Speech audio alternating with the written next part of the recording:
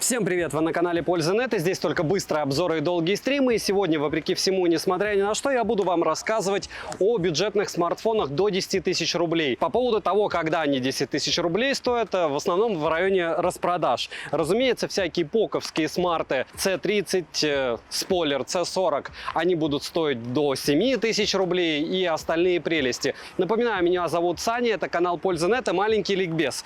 При любом раскладе все это до 10 тысяч, только то, что вот чуть-чуть заползает за этот ценник, или 9700, 9900, то, что вы будете видеть, это все дело будет выглядеть прилично в плане съемки. Все остальное, как бы я вам ни рассказывал, опять же, примеры съемок вот этих аппаратов, разумеется, будут в ролике на сами девайсы. Вы должны понимать, что бюджетные камеры снимают экономно, максимально. Ночью съемки вообще у всех никакая. И как работают микрофоны, как работают, в принципе, камеры, как они показывают себя в тестах, вы увидите. По поводу выгоды и всего остального я хочу отдельно отметить определенный момент. Вот эти все девайсы, которые вроде бы стоят десятку, на данный момент уже тянут практически все игры, которые только есть. Они выполняют все возможные задачи, и говорить, что лучше доплатить 5000 и купить какой-то другой смартфон, я сейчас не буду. Почему? Потому что зачем переплачивать? То есть, если вам нужны эти затычки вместо камер, а по факту вы снимаете максимум там документы, либо показать, что вот такой-то объект был, то зачем вам что-то большее? Если вам не нужны камеры ночью, которые при любом раскладе все, даже у самых дорогих камер, вот у меня Sony FX3, на которой я записываю вход, есть примеры на лайв-канале, как я снимаю ночью. Без дополнительного освещения она снимает, ну, чуть лучше этих всех мыльниц. Все это не важно. Важно это то, что телефон должен звонить, у телефона должны быть, у смартфона возможность просматривать какой-то контент, закидывать туда музыку, и плюсы всегда супер бюджеток в том, что вы можете туда запихать всегда практически 2 физические сим-карты и карту памяти. Этому отличаются супер бюджетные смартфоны, о которых вы сегодня будете смотреть обзор, от остальных. И еще определенный момент, допустим, те же ультрабюджетки, вот это Narza 50i, отличает то, что в момент старта продаж их реально покупать нереально дешево. Вот этот смарт я покупал за 4900. Подписчики телеграм-канала скидок знают. Не забудьте подписаться на телеграм-канал скидок, на телеграм-канал взаимопомощи. Надеюсь, этот контент будет вам полезен. К слову, я есть на Бусти, и там будет эксклюзивный контент. Смотрим. 7 обзоров в неделю выгружаю. Ежемесячно разыгрываю 5 Mi Band 6 серии за лайк, подписку и комментарий к любому видео. 11 ноября еще разыгрываю iPhone 14. Еще много всего, условия в описании. Все розыгрыши 30 числа каждого месяца на стриме. И теперь, перед тем, как начать топ, отмечу, что в данном топе не будет примеров съемки камер данных смартфонов, еще раз повторяюсь, и полноценных результатов тестов. Информацию о смартфонах будет ужата для того, чтобы топ не получился, как обычно, слишком большой. Чтобы полноценно ознакомиться со смартфонами, которые присутствуют в топе, вы можете посмотреть отдельные обзоры на каждый из них, перейдя по ссылке в описании. Не забудьте подписаться на канал. Полетели! 10 место моего топа занял Realme Narza 50A. Комплект состоит из смартфона, кабеля для зарядки, блока питания с быстрой зарядкой на 18 Вт, скрепки для извлечения сим-карт, неплохой защитной пленки и защитный чехол. В продаже есть два цвета на выбор, это зеленый и синий. Смартфон выглядит привлекательно, но непонятное решение объединить утопленное место под сканер отпечатка пальца вместе с блоком камер. Так, к слову, не только Realme сделали, но ладно. Вес внушительный 211 граммов, а размеры этого аппарата 165 на 75 на 10,5 мм вместе с блоком камер. Разъем USB Type-C, не micro-USB, что уже круто. Далее есть мини-джек, а вот звучание здесь моно. Слот под 2 сим-карты и 1 microSD, что хорошо. Экран IPS на 6,5 дюймов, но скромный, с разрешением 720 на 1600 пикселей. Плотность пикселей маленькая, 269 ppi. Пиковая яркость 570 нит, частота обновления экрана всего 60 Гц. Мультитач экран поддерживает и берет все 10 пальцев. Разблокировать экран можно с помощью сканера отпечатков пальцев и распознавания лица. Обе функции работают отлично. Процессор установлен MediaTek Helio G85, графический процессор Mali G52MC2. Интерфейс Realme UI версии 2.0 на базе Android 11.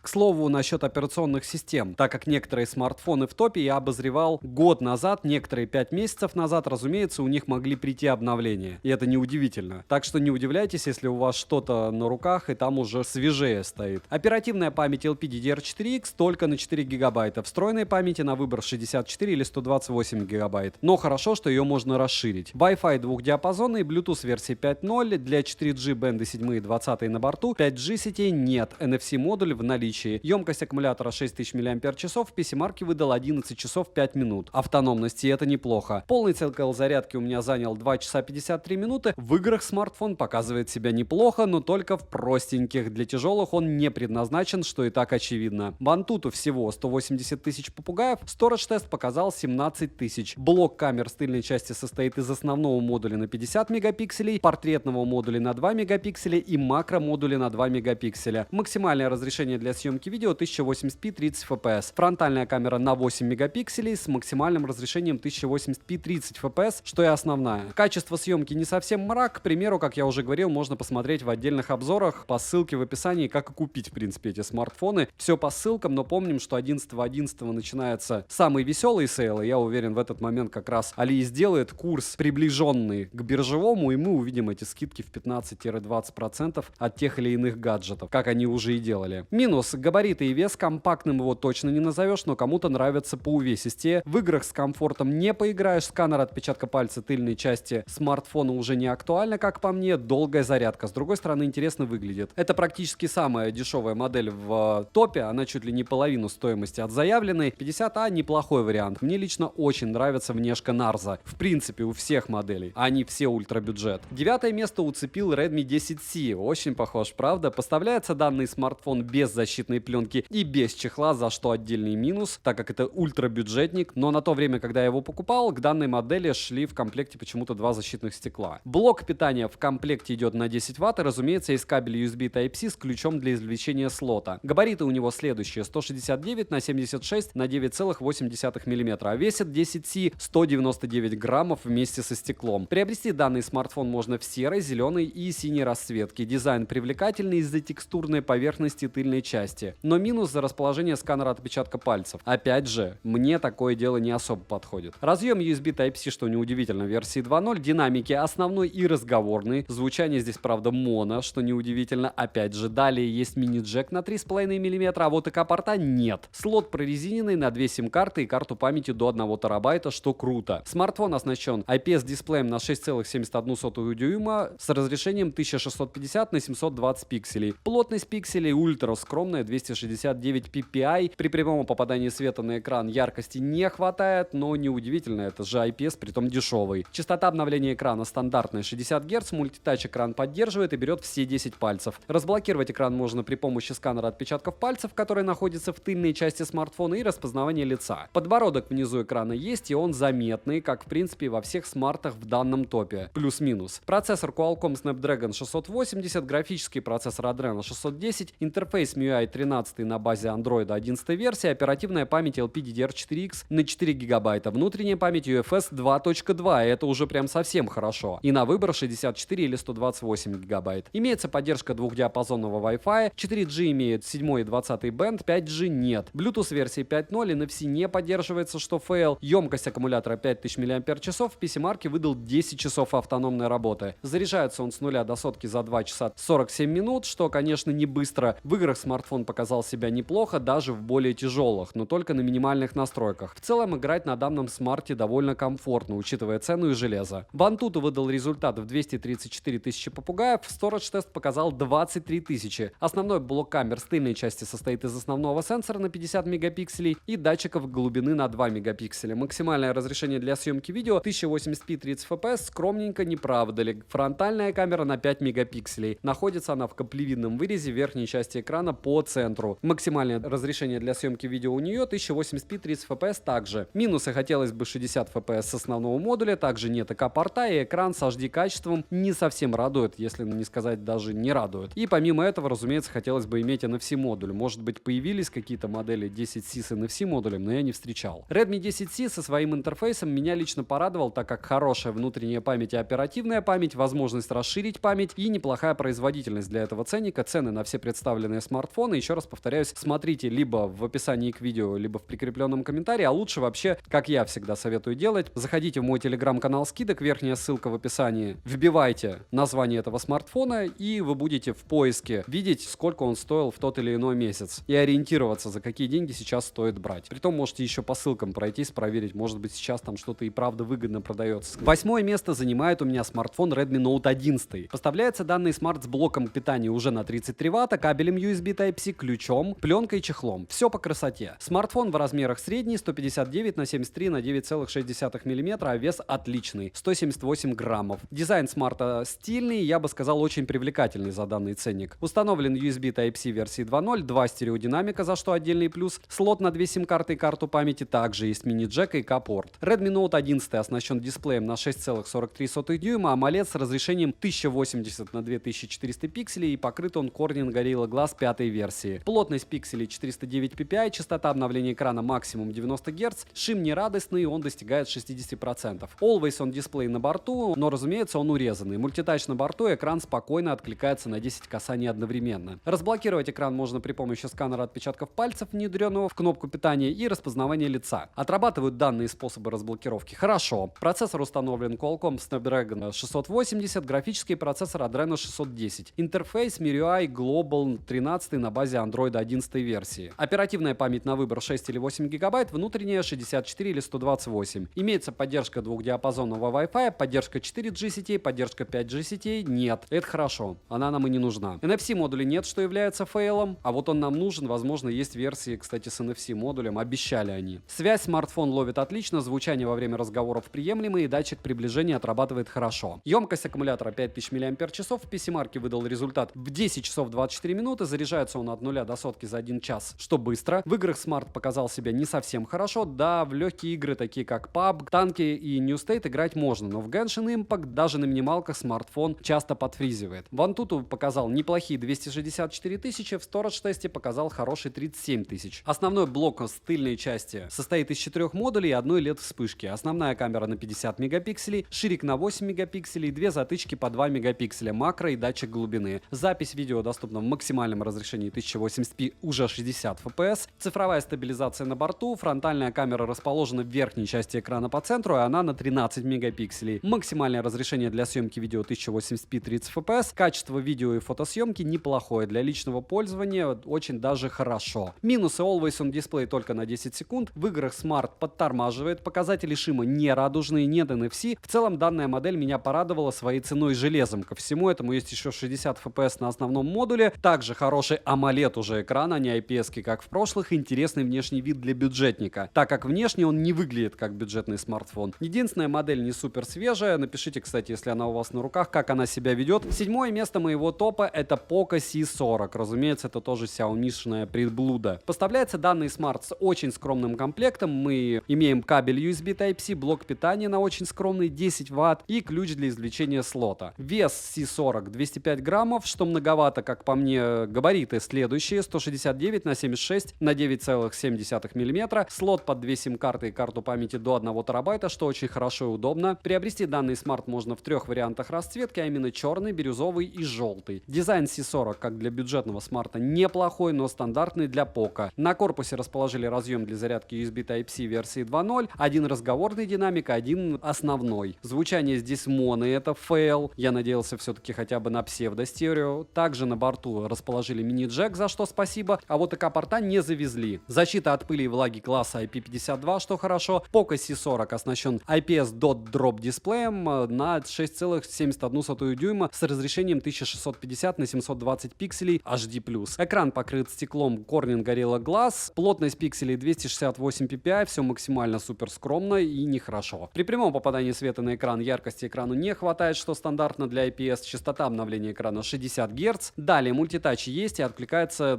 экран на 10 касаний одновременно, что довольно хорошо. Разблокировать экран можно при помощи сканера отпечатков пальцев, который расположили на тыльной части смартфона. Сканер отпечатков пальцев работает неплохо, но медленно. Также на официальном сайте указано, что смартфон имеет функцию распознавания по лицу, но в настройках данного раздела я не обнаружил. Может быть, ее довезли, напишите. Я все еще имею этот смарт на руках, и я ее в упор не вижу. Экран в целом неплохой. Сказать могу, что он чем-то лучше или хуже, чем экраны у других бюджетных смартфонов, я не скажу. Все довольно вплотную. Мне кажется, что вот они используют старые экранчики, пока есть, максимально дешево. И еще и пихают вот сюда, допустим, процессор GLQ GR510, и это нехорошо. Граф процессор ARM Mali G52, тоже, скорее всего, из запасов. Интерфейс MIUI Global 13 версии на базе Android 12 версии. Оперативная память на выбор 3 или 4 гигабайта, внутренняя память плохая, к сожалению, eMMC на выбор 32 или 64 гигабайта. Имеется поддержка Wi-Fi 5 серии, 4G имеют 7 и 20 бенд, и они на борту, поддержки 5G сетей нет. Связь смартфон ловит отлично, микрофоны отрабатывают хорошо, а вот датчик приближения не совсем радует, это же Poco. Bluetooth версии 5.0, NFC нет, емкость аккумулятора 6000 мАч.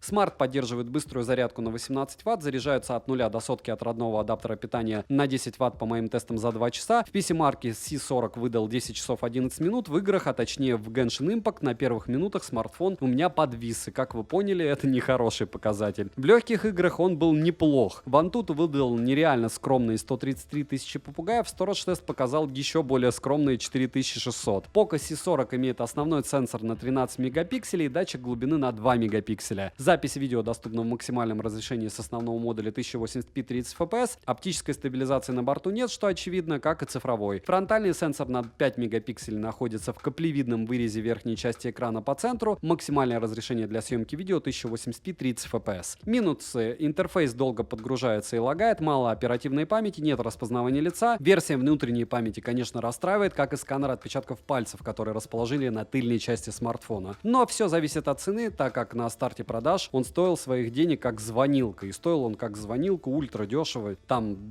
далеко не 10 тысяч, а значительно меньше, около 6, по-моему. Как для смартфона, для серфинга в интернете и смартфону без покупки чехла, который вы не потеряете, неплохой смарт. Вот прям вообще без лишнего. А вот на 6-м месте моего топа Redmi Note 11E. Он прям шик, с поддержкой 5G сетей. Комплект поставки хороший, блок питания на 22,5 Вт, кабель USB Type-C, ключ для извлечения слота на 2 сим-карты и карту памяти, чехол и пленка. Смартфон весит 201 грамм, а габариты 164 на 76 на 10,7 мм. Поставляется данный девайс в разных вариантах расцветки, а именно черной, зеленой и серой. Внешне смарт выглядит хорошо, но как по мне, текстура тыльной части слегка уже устаревшая. Качество материалов на свою стоимость: разъем USB Type-C версии 2.0 для зарядки, динамики один разговорный и один основной, звучание моно, и К-порт на борту, как и мини-джек, за что спасибо. По неофициальным данным, смартфон имеет влага- и пылезащиту класса IP53, что тоже хорошо. Летим дальше. Смартфон оснащен IPS-дисплеем на 6,58 дюйма с разрешением 2408 на 1080 пикселей Full HD+. Покрыт стеклом Corning Gorilla Glass 3-го поколения, плотность пикселей 403 ppi, что очень хорошо. Яркости при прямом попадании света на экран не хватает, но пользоваться смартфоном в солнечный день можно, но не совсем удобно. Частота обновления экрана максимум 90 Гц, на выбор также есть 60 Гц. Тач на честные 180 Гц, мультитач на честные 10 касаний. Разблокировать экран можно при помощи сканера отпечатков пальцев, внедренного в кнопку блокировки, и распознавания лица. Сканер отпечатков пальцев работает стабильно, хорошо, как и распознавание лица. Процессор MediaTek Dimensity 700, графический процессор ARM Mali G57, интерфейс MIUI 13 на базе Android 12 версии. Оперативная память LPDDR4X и доступна на выбор только 4 или 6 гигабайт. Внутренняя память UFS 2.2, что уже радует, и на выбор 64 или 128 гигабайт. Имеется поддержка Wi-Fi 5 версии, поддержка Dual 5G Stability, которая мало вам нужна будет, как и мне, а для 4G есть бенды 7 и 20, но в китайской версии смартфона 20-го бенда нет. Связь смарт ловит отлично, Bluetooth версии 5.1, смарт не имеет NFC модуля, что, конечно же, не есть хорошо. Емкость аккумулятора 5000 мАч, в PC-марке устройство выдало хороший результат в 11 часов 51 минуту и осталось еще 20%. Заряжается он с 0 до 100% от родного адаптера питания за 1 час 40 минут. Играть на смартфоне не совсем комфортно, так как картинка слегка подвисает. Конечно же, если выставить минимальные настройки графики, то играть можно спокойно. В играх, которые не требуют большой производительности, смартфон показывает себя великолепно. В Antutu выдает результат в 184 тысячи попугаев, Storage тест показывает неплохие 33 тысячи. Основной блок камер с тыльной части состоит из двух модулей и двойной LED вспышки. Основной на 50 мегапикселей, портретный сенсор на 2 мегапикселя. Запись видео доступна с основного модуля в максимальном разрешении 1080p 30 fps. Цифровая стабилизация на борту, но отрабатывает она совсем не лучшим образом. Оптостаба, разумеется, нет. Фронтальный модуль на 5 мегапикселей находится по центру верхней части экрана в каплевидном вырезе. Максимальное разрешение для съемки видео 1080p 30 fps. Качество видеосъемки в целом неплохое, фотографии получаются хорошие. Минусы: 4 гигабайта оперативки, как по мне, маловато. Также хотелось бы быстрее зарядку. Нет NFC. По итогу смартфон имеет хороший дисплей, глобальный интерфейс, приятный дизайн, возможность расширить внутреннюю память, хороший комплект поставки и даже неплохую съемку. Как на фронтальный сенсор, так и на основной. Не забудьте, кстати, подписаться на канал Сколок. колоколом, подписаться на телеграм-канал взаимопомощи, там нас уже почти 14 тысяч человек, и телеграм-канал скидок уже почти 79 тысяч. Напоминаю, что идет распродажа, и у меня идут часто довольно стримы. 9 и 11 числа будут стримы по сейлу. 11 числа я разыгрываю для вас iPhone 14, напоминаю. Перейдем же к топу. На 5-м месте красуется смартфон, который нужно до десятки поймать. И если вы смотрите это 11, я уверен, что он стоит где-то 9600, если не 9100. Realme Q5i. Поставляется Q5i стандартно, с неплохим комплектом для Realme, чехол, пленка, блок питания на 33 Вт, кабель USB Type-C, ключ для извлечения гибридного слота под 2 сим-карты и одну карту памяти до 1 терабайта. Размеры смартфона 163 на 75 на 10,3 мм. Весит смарт отличные 192 грамма. Приобрести данную модель можно только в черной или синей расцветке. Внешний смартфон выглядит отлично, за что спасибо Realme. Текстура у задней крышки интересная и привлекательная. Сборка, как и качество материалов, хорошая, однозначно на свою стоимость, если не лучше. Разъем USB Type-C версии 2.0, что неудивительно, динамики один основной, один разговорный. Звучание здесь стерео и технология Real Sound на борту. Качество звука неплохое, сертификация Hi-Res Audio. Мини-джек присутствует, а вот ИК-порта не завезли. Смарт оснащен IPS-дисплеем на 6,58 дюйма с разрешением 2412 на 1080 пикселей Full HD+. Плотность пикселей 401 ppi, что хорошо, пиковая яркость 600 нит, частота обновления экрана 90 Гц, на выбор также есть еще 60 Гц и автогерцовка. Частота дискретизации касания стандартные 180 Гц, мультитач есть и экран откликается, разумеется, на все 10 касаний довольно быстро. Разблокировать экран можно при помощи сканера отпечатков пальцев, внедренного в кнопку блокировки, и, разумеется, распознавание лица. Процессор MediaTek Dimensity 810, графический процессор Mali G57MC2. Вот уже свежак, правда? Интерфейс Realme UI версии 3.0 на базе Android 12 версии. Оперативная память LPDDR4X и доступна на выбор 4 или 6 гигабайт. Внутренняя память UFS 2.2, на выбор только 128. Может быть, появились другие версии, но я их не встречал. Имеется поддержка Wi-Fi 5 серии, поддержка Dual 5G для 4G сетей, 7 бенд на борту, 20-го не завезли. Связь ловит хорошо, звучание во время разговора приемлемое. Bluetooth версии 5.1, NFC модуль отсутствует, к слову, как и у Realme Q5 Pro и у Realme Q5. Емкость аккумулятора 5000 мАч,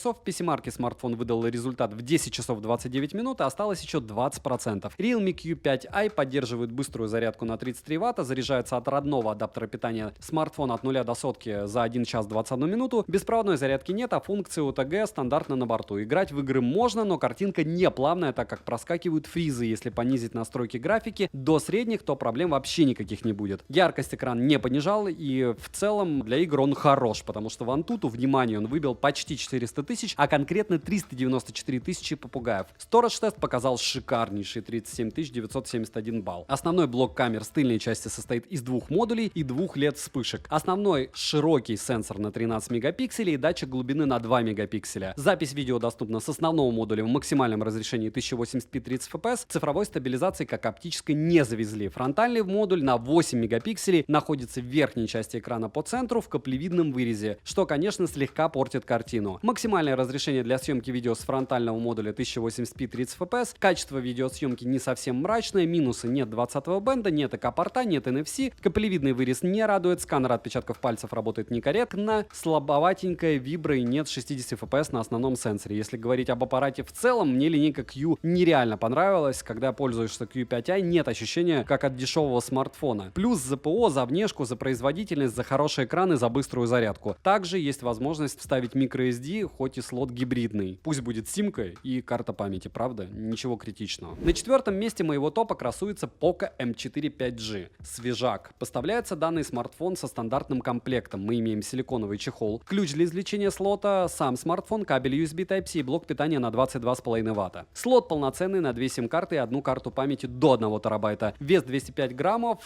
что, как по мне, многовато для подобного смартфона. Габариты следующие: 164 на 76 на 10,8 мм. Приобрести данный смартфон можно в 3 вариантах расцветки, а именно черный, синий и желтый. Дизайн M4 просто копия остальных моделей. Poco. Разъем USB Type-C версии 2.0. Один основной динамик, один разговорный. Звучание здесь моно. Также на борту расположили мини-джек и ИК-порт, за что большое спасибо. Как и защиту от пыли и влаги класса IP52. Poco M4 5G оснащен IPS Dot Drop дисплеем на 6,58 дюйма с разрешением 2408 на 1080 пикселей Full HD+. Экран покрыт стеклом Corning Gorilla Glass 3 версии, плотность пикселей 401 ppi, что очень хорошо. Яркости 500 нит в режиме высокой яркости по большому счету не особо хватает. Частота обновления экрана 90 или 60 Гц, а динамический режим включается после выбора 90 Гц, но отдельно такого режима нет. Тач 240 Гц, мультитач есть и откликается экран на 10 касаний одновременно довольно долго. Разблокировать экран можно при помощи сканера отпечатков пальцев, внедренного в кнопку блокировки, а также распознавание по лицу и на базе IE. Летим дальше. Процессор установлен MediaTek Dimensity 700, графический процессор ARM Mali G57 MC2. Интерфейс MIUI Global 13 версии на базе Android 12 версии. Оперативная память LPDDR4X на выбор 4 или 6 ГБ. Внутренняя память UFS 2.2 на выбор 64 или 128 ГБ. Имеется поддержка Wi-Fi 5 серии, поддержка 5G сети одновременно с двух сим-карт, что нас не особо, правда, волнует. 4G сети имеют 7 и 20 бенд на борту, связь смартфон ловит отлично, микрофоны отрабатывают хорошо. А вот датчик приближения для Poco показал себя стандартно плохо. Bluetooth версии 5.1, напоминаю, что есть уже 5.3, NFC смартфон поддерживает, можно установить MirPay и спокойно оплачивать покупки. Емкость аккумулятора 5000 мАч,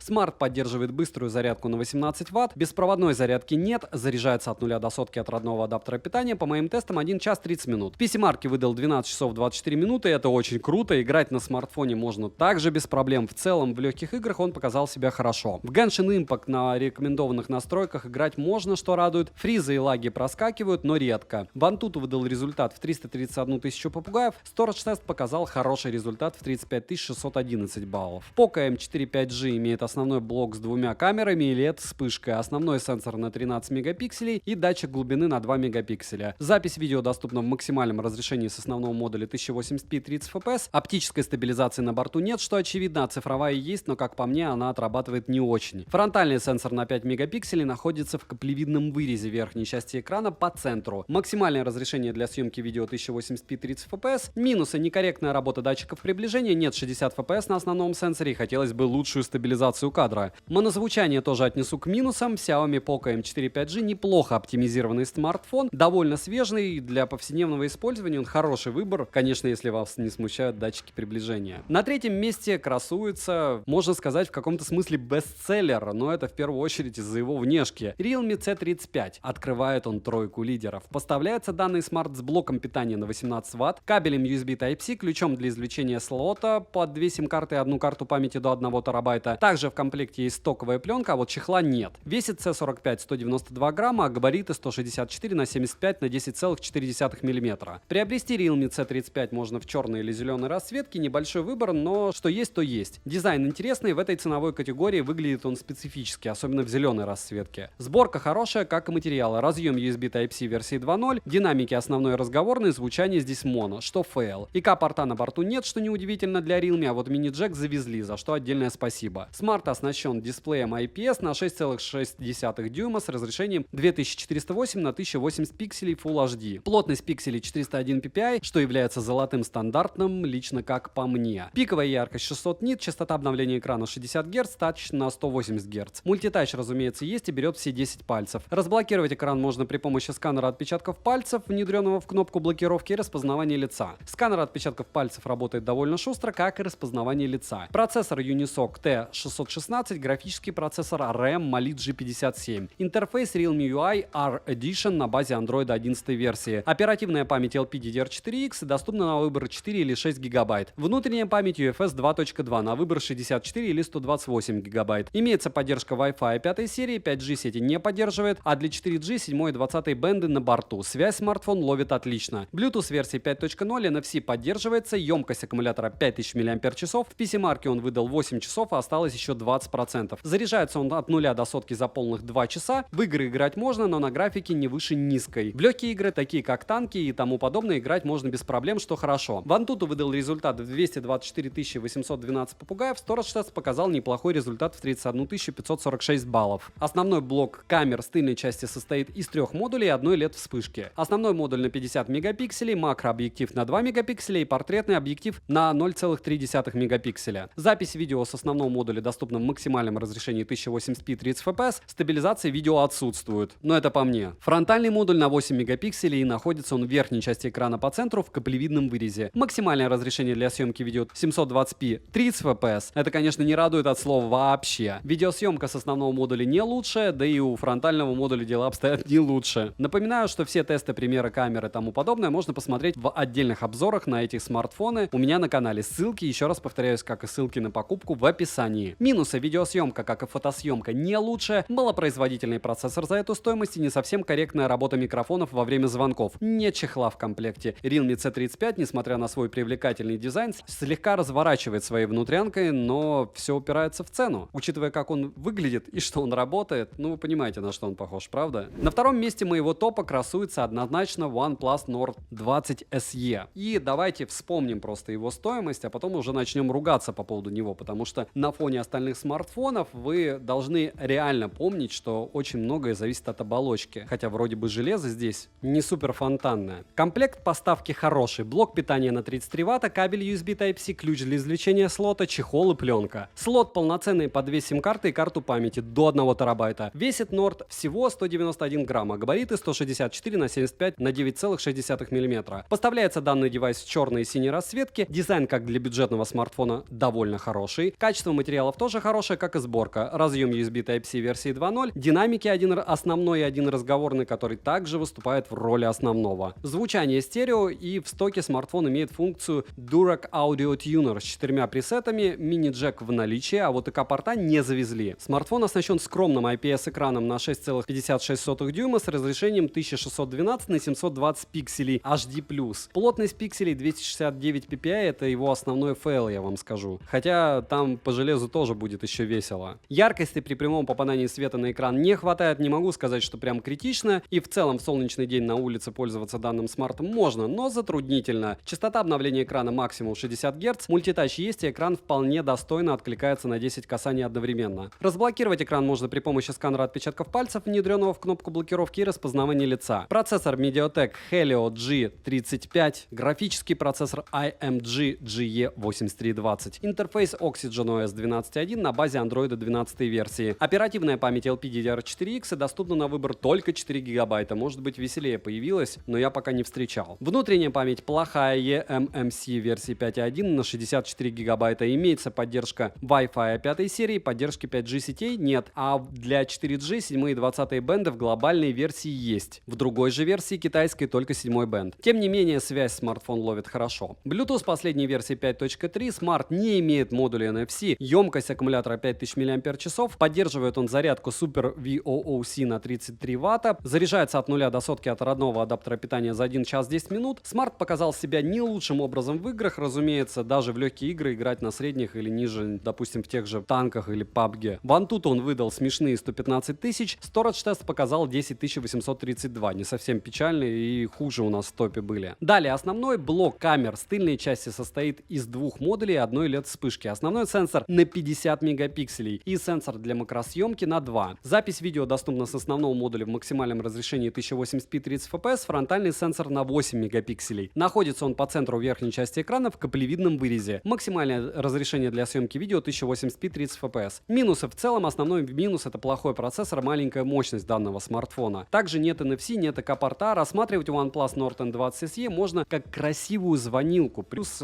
как попытку знакомства с OnePlus'ами, потому что если это вам дело зайдет, то тогда есть смысл рассматривать менее бюджетное, а там уже интересное начинается, разумеется, от OnePlus 9 RT, который стоит уже, внимание, все-таки 25, а не 10. Но плюсы здесь есть. Это быстрая зарядка, оболочка и внешний вид. Первое место, разумеется, занимает мой фаворит Realme Q5. И да, вы, скорее всего, 11 сможете его купить даже дешевле 9,5, но не будем загадывать, потому что каждый день происходит что-то новое. Я его покупал дешевле 10. Комплект поставки отличный, так как в комплекте мы имеем блок питания на целые 65 Вт, кабель USB Type-C, ключ для извлечения слота, пленку и чехол. Но сразу напомню, что версия Q, 3, 5, 5i и подобные, и 5 Pro — это версия Realme для Китая. И не обращайте внимания, что здесь русский язык на борту, как у всех из бренда BBK, из коробки. Поэтому они такие дешевые. Они для себя плохого не делают. Так вот, внутри у нас слот гибридный на 2 сим-карты или сим-карту и карту памяти, что круто. Вес QPI 195 граммов, размеры 164 на 75 на 10,7 мм. Поставляется данный девайс в 3 вариантах расцветки. Это черная, белая и оранжевая. Внешний смарт выглядит стильно даже со стоковым чехлом. Сборка, как и качество материалов, хорошая. Разъем USB Type-C версии 2.0, динамики один основной, один разговорный, звучание здесь моно, что фейл, но технология Real Sound на борту. Мини-джек присутствует, а вот ИК-порта нет. Смарт оснащен IPS-дисплеем на 6,6 дюйма с разрешением 2412 на 1080 пикселей, Full HD+. Плотность пикселей 401 ppi, что очень хорошо. Пиковая яркость 600 нит, частота обновления экрана 120 Гц, на выбор также и 60 Гц автогерцовка. Частота дискретизации касания честная 240 Гц. Мультитач есть, но экран откликается довольно долго на 10 касаний. Разблокировать экран можно при помощи сканера отпечатков пальцев, внедренного в кнопку блокировки и распознавания лица. Процессор Qualcomm Snapdragon 695. Вы ощущаете, правда, да? Графический процессор Adreno 619. Интерфейс Realme UI версии 3.0 на базе Android 12 версии. Оперативная память LPDDR4X и доступна на выбор 6 и 8 гигабайт. Внутренняя память UFS, скорее всего, по тестам не выше, чем версия 2.2, на выбор 128 и 256 гигабайт. Имеется поддержка Wi-Fi 5 серии, поддержка 5G сетей. Для 4G сетей есть 7 бенд, 20-го не завезли. В больших городах связь смартфон ловит отлично, Bluetooth версии 5.1, NFC модуль отсутствует. Вот вам и фейл, почему так дешево, правда? Емкость аккумулятора 5000 мАч, в PC-марке смартфон выдал неплохой результат. В 10 часов 8 минут осталось еще 20%. Заряжается он от родного адаптера питания от 0 до сотки за 52 минуты. Беспроводной зарядки нет, а функция OTG стандартно на борту. Играть в тяжелые игры, на удивление, можно спокойно. Подвисание и лаги проскакивали, но очень редко. С более легкими играми, к примеру, в Standoff 2, смартфон справляется отлично. Играть на смартфоне более чем удобно, что является большим плюсом. В Antutu устройство выдало в 394 996 попугаев, почти 400 тысяч. Storage Test показал неутешительные 18 672 балла. Основной блок камер с тыльной части состоит из 3 модулей и одной LED-вспышки. Основной модуль на 50 мегапикселей с углом обзора в 77 градусов и 2 модуля по 2 мегапикселя, такие как макрообъектив и портретник. Запись видео доступна с основного модуля в максимальном разрешении 1080p 30 fps. 60 fps пока залочены, напишите, может у вас разлочили, хотя я сомневаюсь. Цифровой стабилизации как оптической не завезли, фронтальный модуль на 16 мегапикселей с углом обзора в 79,3 градуса находится в верхнем левом углу экрана. Это очень хорошо. Максимальное разрешение для съемки видео с фронтального модуля 1080p 30 fps. В целом видеосъемка неплохая, как и фотосъемка. Минусы: нет NFC, нет 20-го бенда, нет ИК-порта, не хватает яркости экрану. Монозвучание также не радует, но, как по мне, это действительно отличный выбор, как для бюджетного смартфона, так как работает он корректно, производительности хватает, имеется быстрая зарядка, возможность расширить память, а также, как по мне, отличное программное обеспечение. И русский язык из коробки. Та-да! Цену можете посмотреть по ссылке в описании к видео. Еще раз повторяю, что реально купить его в районе десятки легко. Главное напрячься. И еще раз, все китайские смартфоны имеют огромные минусы. А основной огромный минус для большинства — это как раз оповещение. То есть вам нужно каждый раз настраивать заново при обновлении ваших смартфонов оповещения, как только вы обновляете прошивку, при том, что у вас все равно могут быть с ними проблемы. Плюс могут быть проблемы с бендами, если вы живете в ультрамаленьких городах и селениях, либо часто катаетесь между городов. Связь будет, но не шикарная. Ну и следующий немаловажный момент: все равно какие-то китайские приложения будут. Разумеется, часть вы снесете, часть вы заблокируете и спрячете в отдельную папку, они не будут вам напоминать о себе, но все равно вот нужно будет поработать и головой, и руками. К сожалению, не каждый это умеет. Резюмирую, бюджетные смартфоны в данной ценовой категории не сильно отличаются по съемке видео или фото. Основным критерием брать камеры я бы не стал. Также уточним, что GPS-точность у всех смартов из топа не больше 3 метров, так что с навигацией у них проблем нет. Все смартфоны из данного топа достойны внимания, поэтому все зависит от того, что вам нравится. Напоминаю, что на канале есть еще топы ультрадорогих флагманов, топы до 30 тысяч, топы до 25, до 20 и до 15 тысяч рублей. Топ тоже скоро будет. Помимо этого, свежие топы под наушники до $50, дороже $50 и 4 стрима. Как выбрать умные часы, как выбрать наушники, как выбрать телефон и что покупать на сейле. Плюс 9 и 11 будут доп. Стримы. Приходите, пообщаемся, повыбираем, что будет весело. Но я уверен, что весело будет 11-13. Как всегда. Ставьте лайк за труды. Напоминаю, что кто хочет поддержать канал, я уже есть на Бусти. Подписывайтесь, оставляйте комментарий, не меньше 5 слов. Огромное спасибо всем, кто оставит коммент. Это помогает проекту. Увидимся на стриме. Добра и удачи вам, дорогие друзья.